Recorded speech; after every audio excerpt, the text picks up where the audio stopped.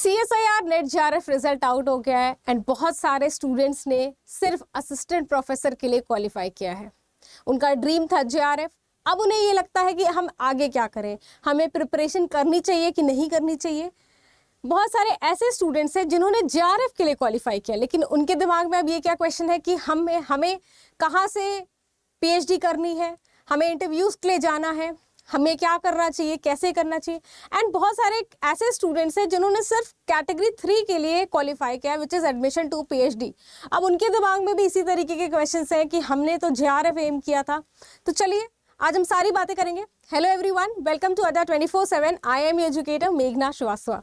So guys, सबसे पहले मैं आपको उन स्टूडेंट्स की बात बताऊं जिन्होंने कैटेगरी 1 के लिए क्वालिफाई किया। अब ये जो कैटेगरी 1 वाले स्टूडेंट्स हैं, इन्होंने JRF के लिए क्वालिफाई किया है। सो ऐसे स्टूडेंट्स क्या कर सकते हैं? ऐसे स्टूडेंट्स किसी रिसर्च प्रोजेक्ट में ज्वाइन कर सकते हैं और अपना JRF जो है वो एक्टिवेट कर सकते हैं। बट कुछ स्टूडेंट्स होते हैं, उन्हें लगता है कि हमें अपना ड्रीम इंस्टीट्यूशन चाहिए, वो हो सकता है इंटरव्यू में उस टाइम क्वालिफाई ना करें।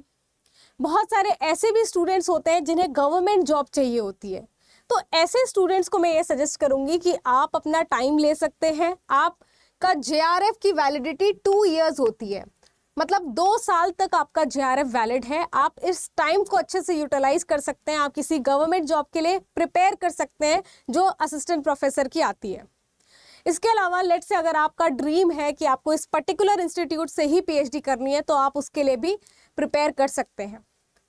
अब कुछ ऐसे भी स्टूडेंट्स होते हैं जिन्हें लगता है कि हमने एनफ पढ़ाई कर ली है, अब हमें पढ़ना है सिर्फ पढ़ाने के लिए, या फिर हमें टीचिंग जॉब में जाना है।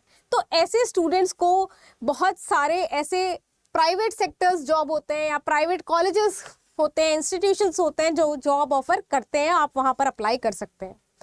चलिए बात करते हैं कैटेगरी 2 स्टूडेंट्स के लिए। अब जो कैटेगरी 2 स्टूडेंट्स हैं, उन्हें सबसे पहला डाउट ये है कि भाई LS हुआ है, JRF नहीं हुआ है, JRF के लिए फिर से प्रिपरेशन स्टार्ट करें कि ना करें, फिर से पढ़ें कि ना पढ़ें।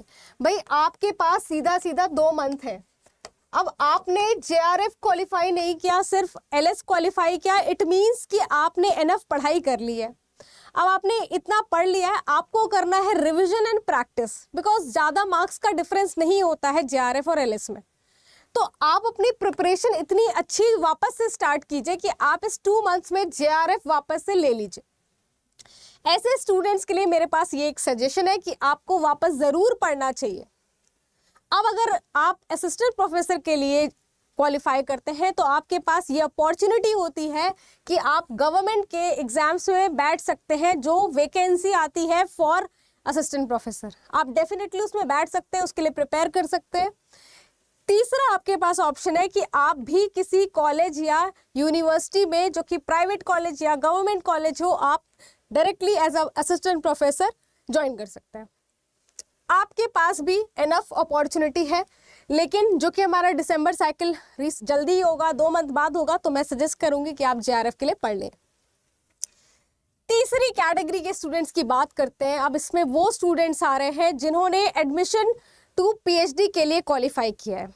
अब आपके दिमाग में ये क्वेश्चन होगा कि भाई हमें चाहिए तो JRF था और हमें मिला सिर्फ इतना ही है कि हम कहीं PhD के लिए एनरोल कर सकते हैं। तो आप डेफिनेटली PhD के लिए एनरोल कर सकते हैं किसी कॉलेज या किसी यूनिवर्सिटी में, और आप साथ में प्रिपेयर भी कर सकते हैं कि आप PhD के लिए एनरोल कर लीजिए, साथ में आप प्रिपरेशन कर लीजिए। लेट्स से अगर आपको लग रहा है कि नहीं, आपका टाइम वेस्ट होगा, आपको पूरा अपना टाइम JRF के लिए डेडिकेट करना है, तो आप ये काम भी कर सकते हैं। आप पूरा प्रिपरेशन वापस से स्टार्ट करके JRF के लिए क्वालिफाई कर सकते हैं, बिकॉज डेफिनेटली JRF क्वालिफाई करेंगे तो आपको ज़्यादा पर्क्स मिलेंगे। अब बहुत सारे ऐसे एग्जाम्स होते हैं जो CSIR के लेवल के होते हैं और वो भी JRF प्रोवाइड करते हैं। आपके पास ये अपॉर्चुनिटी है कि आप उन एग्जाम्स में भी अपीयर कीजिए, और आप जैसे गेट का एग्ज़ाम हो गया, गेट एग्ज़ाम्स हो गए, या आपके पास DBT के एग्ज़ाम्स होते हैं, या आपके पास ZEST के एग्ज़ाम्स होते हैं, तो आप इन एग्ज़ाम के लिए भी अपीयर कर सकते हैं। आप इन एग्ज़ाम्स के लिए भी अपीयर कर सकते हैं, ये भी आपको JRF प्रोवाइड करते हैं। तो गाइज़, एक मैंने ऑलरेडी इंफॉर्मेशन दी है कि आप कौन से अदर एग्जाम्स देख सकते हैं, सेम चैनल पे आप देख सकते हैं उस वीडियो को भी जा करके। तो ये बात मैंने कर ली category 1, category 2 and category 3 students के लिए जिन्होंने एलएस के लिए क्वालिफाई किया या एडमिशन टू पीएचडी या जेआरएफ, और उन्हें आगे क्या करना चाहिए, उन्हें प्रिपरेशन करनी चाहिए नहीं करनी चाहिए। गाइस, आपने ये भी देखा होगा कि हमारे चैनल पे एक वीडियो ऑलरेडी अपलोड हो गया है रिगार्डिंग प्रीवियस ईयर क्वेश्चंस।